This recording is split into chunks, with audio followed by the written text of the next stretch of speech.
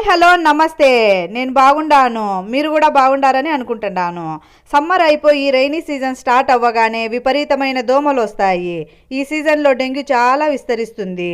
ఈ డెంగ్యూ అనేది దోమకాటు వల్ల వస్తుంది. మామూలు దోమలు నైట్ టైం కనిపిస్తూ ఉంటే ఈ డెంగ్యూ దోమలు మాత్రం పగలుపూట కుడతాయి. ఈ దోమలు చాలా ఈజీగా గుర్తించవచ్చు. వాటిపైన లైన్స్గా తెల్లని చారలు ఉంటాయి. ఏదేమైనప్పటికీ prevention is better than cure అంటారు. కాబట్టి డెంగ్యూ వచ్చిన తర్వాత బాధపడే కంటే రాకుండా జాగ్రత్త పడాలి. ఏమేమి ప్రికాషన్స్ తీసుకోవాలో ఇప్పుడు చూద్దాం. ఇవన్నీ మన కోసం, మన ఆరోగ్యం కోసం చేసుకునే పనులు. ఇంటి పరిసర ప్రాంతాల్లో నీరు నిల్వ ఉండకుండా చూసుకోవాలి. పక్కన పడేసిన పాత సామాన్లు, కొబ్బరి బోండాలు, పాత టైర్లు, పూల కుండీలలో వర్షం నీరు కానీ మామూలు నీరు కానీ నిల్వ ఉండకుండా చూసుకోవాలి. దోమలు ఇంట్లోకి వచ్చే దారులన్నీ క్లోజ్ చేయాలి. విండోస్, డోర్లకు నెట్ వేసుకోవాలి. బాడీని ఫుల్గా కవర్ చేసుకునేలాగా బట్టలు వేసుకోవాలి. ఇంకా ఇంట్లో అడపా దోమలు కనిపిస్తూ ఉంటే దోమతెరలు తప్పకుండా వాడాలి. ఇక్కడ నేను చూపిస్తున్న దోమతెర పెట్టుకోవడానికి ఈజీగాను ఫ్లెక్సిబుల్గాను ఉంటుంది. నెట్ను ఫ్రేమ్ నుండి సపరేట్ చేసి ఈజీగా వాష్ చేసుకోవచ్చు. అవసరం లేనప్పుడు ఫోల్డ్ చేసి ఎత్తిపెట్టుకోవచ్చు. ఇలాంటిది 7 years ముందు ఒకటి తెప్పించుకొని వాడుతూ ఉన్నాను. ఇప్పుడు ఇంకో కాటికి అవసరమై తీసుకున్నా. దీన్ని అమెజాన్లో తెప్పించుకున్నాము. ఒకసారి కొంటే జాగ్రత్తగా చాలా సంవత్సరాలు వాడవచ్చు.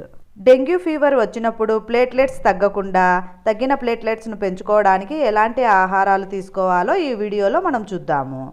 మా ఫ్యామిలీలో కూడా మా అమ్మాయికి ఈ ఫీవర్ వచ్చిందండి. మేము ఎలాంటి డైట్తో తగ్గిన ప్లేట్లెట్స్ని పెంచుకున్నామో ఇప్పుడు చూద్దాము. వాటర్ చాలా ఎక్కువగా తీసుకుంటూ ఉండాలి. ఈ ఫీవర్ ఉన్నప్పుడు బాడీలో ఉండే వాటర్ అంతా బయటికి పోయి డీహైడ్రేషన్ అవుతూ ఉంటుంది. కాబట్టి కాచి చల్లార్చుకున్న వాటర్ని ఫ్రీక్వెంట్గా తాగుతూ ఉండాలి. పప్పాయాని ఎక్కువగా తింటూ ఉండాలి. ఒకవేళ పప్పాయాని డైరెక్ట్గా తినలేకుంటే జ్యూస్ చేసుకొని అయినా తాగాలి. ఏదేమైనా పప్పాయాని కడుపులోకి పంపించాలి. ఇది ప్లేట్లెట్స్ పెరగడానికి బాగా హెల్ప్ చేస్తుంది.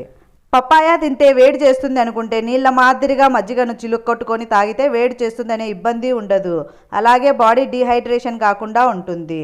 గంటకు నీళ్లు కానీ, జ్యూస్ కానీ, మజ్జిగ కానీ, కొబ్బరి నీళ్లు కానీ తాగుతూ ఉండాలి. ఇంకోటి పప్పాయ ఆకు. దీన్ని 2 రకాలుగా చేయవచ్చు. ఫస్ట్ ఆకును క్లీన్ చేసి మిక్సీలో పేస్ట్ చేసి ఆ పేస్ట్ను వడబోసి తాగొచ్చు. 2 గ్లాసుల నీళ్లను గిన్నెలో పోసి స్టవ్ మీద పెట్టాలి. ఇందులోకి పప్పాయ ఆకులు ముక్కలుగా చేసి వేసి బాయిల్ చేయాలి. నీళ్లు సగం అయ్యాక చల్లార్చుకొని తాగాలి. ఇలా రోజులో మార్నింగ్, ఈవినింగ్ తాగుతూ ఉండాలి. పప్పాయ ఆకులు, పప్పాయ పండు ప్లేట్లెట్స్ పెరగడానికి బాగా హెల్ప్ చేస్తాయి. పప్పాయ, కివి, దానిమ్మ పండ్లు తింటూ ఉండాలి. ORS కూడా తాగుతూ ఉండాలి. ఎలక్ట్రాల్ పౌడర్ తెచ్చుకొని వాటర్లో కలిపి తాగాలి. షాప్లలో జ్యూస్ మాదిరి దొరికే టెట్రా ప్యాకెట్స్లో దొరికేవి వాడొద్దు. అవి ప్యూర్ ORS కాదు. అవి తాగినా యూజ్ ఉండదు. ప్లేట్లెట్స్ కౌంట్ పెరగడానికి మంచి ప్రోటీన్ ఉండే ఫుడ్ పెట్టాలి. బాదం పప్పు, పుచ్చపప్పు, పొద్దుతిరుగుడు పప్పు, శనక్కాయ ఇత్తనాలు, గుమ్మడి గింజలు, పిస్తాలు ఇవన్నీ ఇవ్వచ్చు. ఇలాగే డైరెక్ట్గా కాకుండా నానబెట్టి పెట్టాలి. డైజెషన్ సరిగా లేదంటే హాఫ్ బాయిల్ చేసి పెట్టాలి. చాట్, సలాడ్ మాదిరి ప్రిపేర్ చేసి అందులో కొంచెం జీలకర్ర, మిరియాల పొడి, సాల్ట్ కలిపిస్తే నోటికి రుచిగా తింటారు. ఇలా ఇవన్నీ ఫాలో అయ్యి లాభం పొందుతారని ఆశిస్తున్నాను. ఇలాంటి మరిన్ని యూజ్ఫుల్ వీడియోస్ కోసం లైక్, షేర్, సబ్స్క్రైబ్ చేయండి. Thank you.